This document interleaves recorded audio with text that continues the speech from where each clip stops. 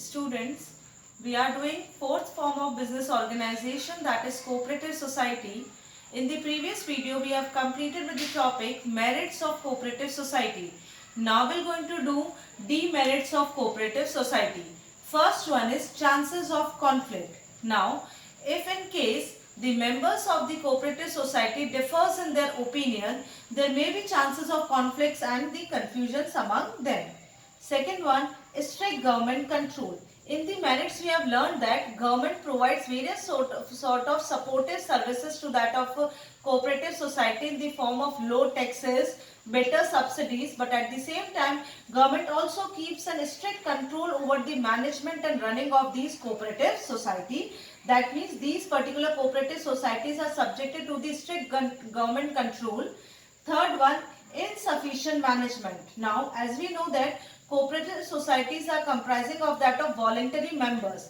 If those voluntary members are unskilled, it will definitely going to result in that of insufficient management.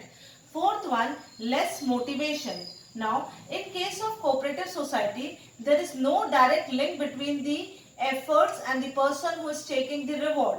The profits are ultimately distributed among all the members in an equal manner. That is why workers, or we can say members, feel demotivated. Again, I am repeating that there is no direct link between the efforts taken by the members and the profits obtained by them. Finally, the profits are distributed equally among all the members, whether they are working or not. That is why it gives a sense of demotivation to the members. So, four demerits we have done, that is chances of conflict is there when they differ in opinion, when the government provide them with the supportive services, at the same time they keep a strict eye control over them. And next one is your insufficient management. If the members are unskilled, it will definitely result in insufficient management and running of the society. And the last one, that is profits are equally divided among the members irrespective of the efforts taken by the members. That is why members may feel demotivated. That's all we have completed with the cooperative society. In the next video, we're going to start with joint stock company.